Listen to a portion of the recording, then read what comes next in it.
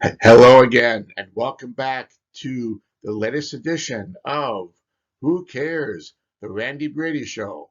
And I am Randy Brady. First of all, I would like to thank all of my followers, members, and supporters. It is with your help that I can keep bringing you content each and every week. I would also like to mention my other video series that uh, I will post new videos every Sunday evening called Reflections on God's Word. That's where I take a passage from the Bible and read it, and then reflect on its meaning and relevance to our lives today.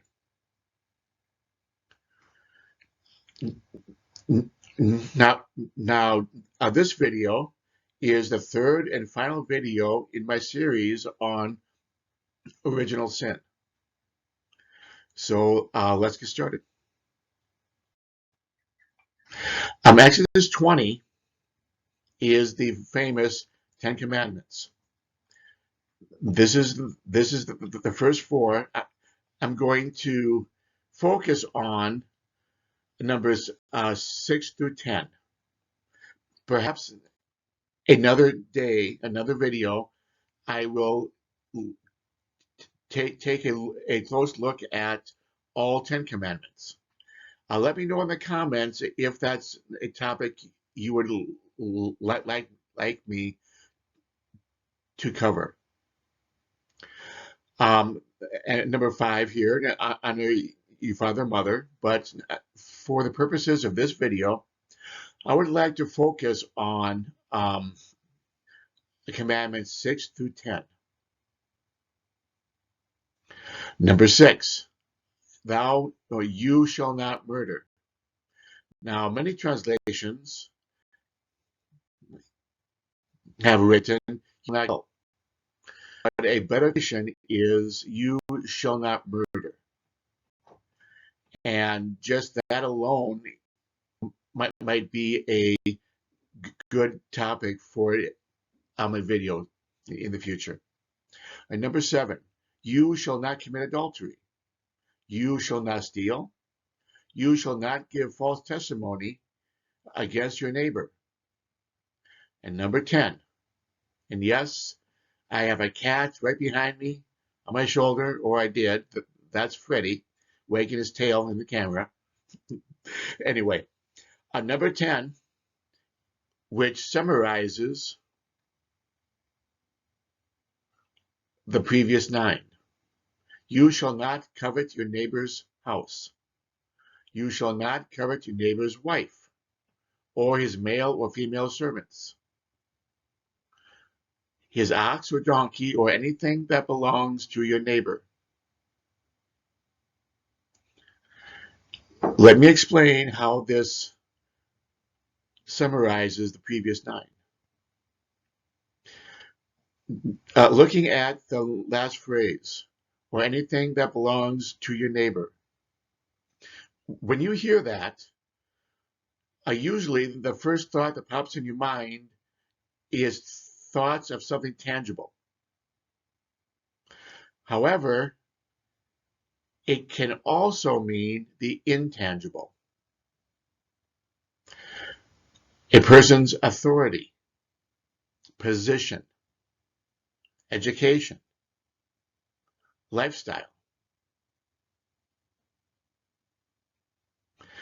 And and and I'm sure that there are other intangibles you can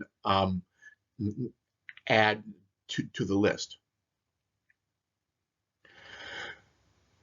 In my previous videos, I've discussed sin and original sin. All sin is a progression of 1 to 3 stages.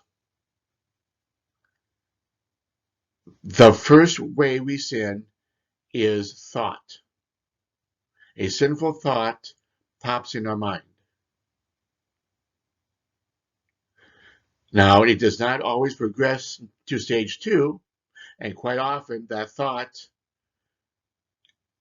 is gone as quickly as it enters your mind. But some thoughts progress to stage 2, word.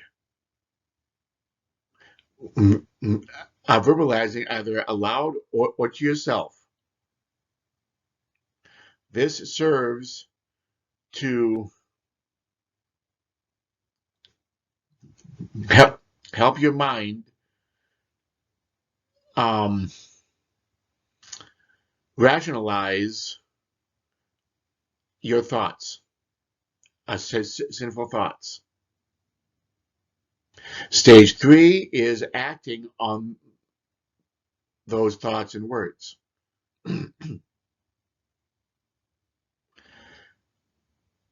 we do sin in thought, word, and deed. And media, by design, puts thoughts in our heads. That is their objective. So be careful of what media you consume, and be careful of what they actually are telling you. Let's revisit Ezekiel 28, a prophecy against the king of Tyre. Now, in Ezekiel 28, there are two parts. This is the first part. Part 2, king of Tyre is referring to Lucifer, Satan. This first part refers to the actual king of Tyre. The word of the Lord came to me. Son of man, say to the ruler of Tyre, this is what the sovereign Lord says. That's a preface. In the pride of your heart, you say, I am a god. I sit on the throne of a god in the heart of the seas. But you are mere mortal and not a god. Though you think you are wiser as a god, are you wiser than Daniel? Let's pause here. At the time this was written, Daniel was the um, person who was looked to, epitomized as the a man of wisdom. So that's where that reference comes from. Uh, he's recognized as a very wise man. So it's, are you wiser than Daniel? Is no secret hidden from you? See, Daniel had a special relationship with God, and he knew the secret dreams of the king of Persia. So that's where that reference comes from. Let's continue. By your wisdom and understanding, you have gained wealth for yourself and amassed gold and silver in your treasuries, or as we used to say today, accounts. By your great skill in trading, you have increased your wealth. And because of your wealth, your heart has grown proud. Therefore, this is what the sovereign Lord says. Because you think you are wise, as wise as a god. And now I have been um, talking a lot about the media because it is the driver of our culture today. And there are people in the media and people who are ultra wealthy, and they have influence over global governments or governments around the world. Is a better way of saying it. There are organizations of the wealthy or associations of the wealthy where they gather to plan how to solve all the world's issues. Yet, when was the last time they went down to the local grocery store and purchased a loaf of bread and some milk?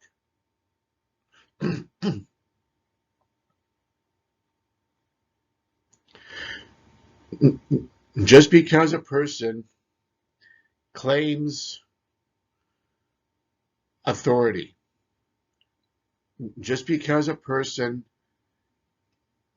claims that they have an expertise or that they know something,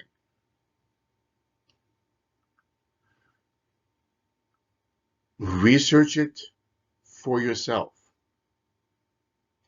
Do not be so quick to jump on their train because you don't know where their train's going. If you listen to the same negativity about the same people day after day after day, it's going to have a psychological effect on you. That is a method of deception. Any attempt to direct your thought process is deception.